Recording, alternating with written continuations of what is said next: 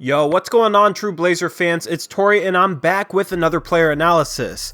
Now, like I've said in my previous couple of player analysis videos, I wanted to get this series done before the preseason, but the preseason rolled around, didn't have it done, but I still gotta finish it. So today we got Christian James McCollum, and then tomorrow we have Damian Lillard. One quick little side note before we jump into the video, we finally land a sponsor here at True Blazer Fan, and we are grateful for SeatGeek, which is allowing you guys to save 20 bucks off your first SeatGeek purchase by using our promo code TrueBlazerFan. So if you need tickets for anything, make sure to check out SeatGeek and make sure to save yourself 20 bucks. And with all that out of the way, let's jump into CJ McCollum's player analysis. Now, last year, CJ McCollum somewhat regressed in terms of scoring efficiency and overall scoring volume. A positive note, though, he did improve defensively, so we will talk about both aspects of his game, and then I want you guys to let me know down in the comment section below what you think.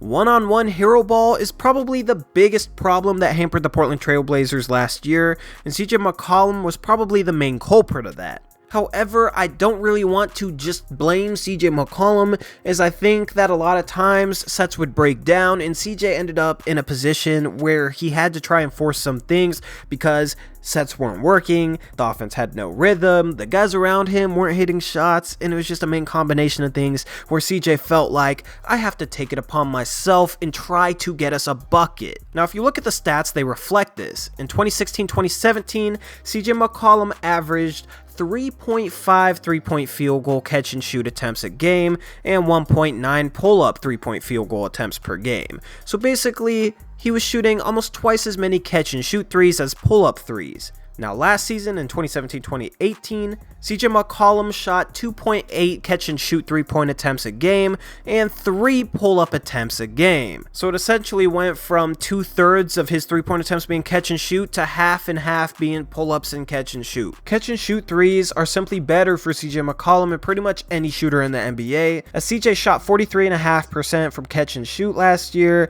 and only 37% on pull-ups. Now, CJ shot a lot better on pull-up mid-range jumpers than catch and shoot mid-range jumpers, but he shot 10 times as many pull-ups from that range than catch and shoot, so that's not really much of a sample size. So in terms of CJ shooting efficiency regressing, I don't really think it was CJ getting worse as a shooter. I think it was just that his shot selection wasn't as good, and that was a product of the offense. Now, during the preseason, it seems that Terry Stotts is having the team move the ball more. Last season, they were 30th in assists. In the preseason, going into last night's game against the Sacramento Kings, they were ranked 13th.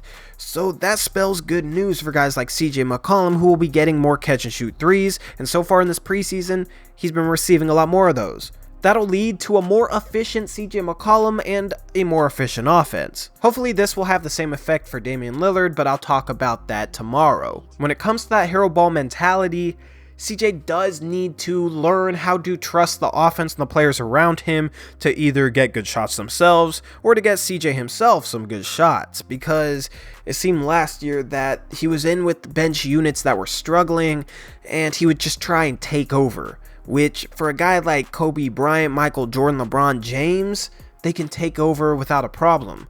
But sadly, CJ McCollum is not on that level, so him trying to take over leads to a lot of bad contested shots. Now, with a better third guard behind him in Seth Curry and another very solid shooter in Nick Stauskas, hopefully CJ will have enough shooters around him and enough good players on the offensive end that he'll be able to kind of pick his spots. And because Curry and Stauskas and Turner can drive the lane and kick, it should hopefully lead to more catch and shoot. He'll just have to get used to trusting these guys to get him shots because he got too locked into that hero ball mentality.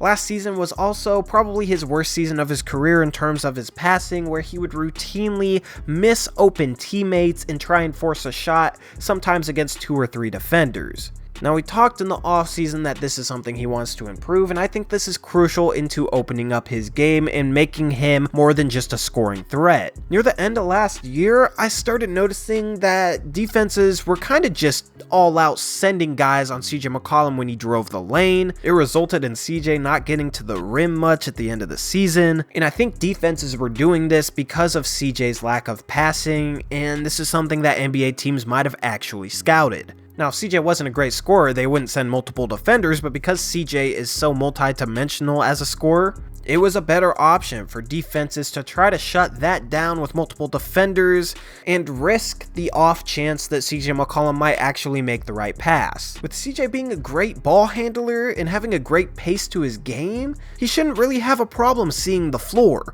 Overall, I think he was just too locked into the mindset of I have to score, so hopefully he's able to find that balance between score first, but still being able to make the right pass. The problem is you don't want him getting too passive where he's not taking shots and being aggressive enough to help the offense. That could result in him passing up shots that might be a little bit contested but are still great shots for him in order to get somebody else who's nowhere near as good of a shooter a shot. CJ McCollum is such a good scorer, you want him being very, very aggressive. You just want him to be able to always correctly choose when to shoot and when to pass. That balance is very, very important. A lot of times with super aggressive players, you're going to end up with some bad shots, but I don't mind any shot he takes just as long as it's in the flow of the offense and it's not a crazy contested shot early in the shot clock. If he's moving the ball and the ball comes back to him and he's contested, but he's catching the ball and he's square to the rim on the catch, and he knows that he's going to be able to get a 3-point shot off, let it fly.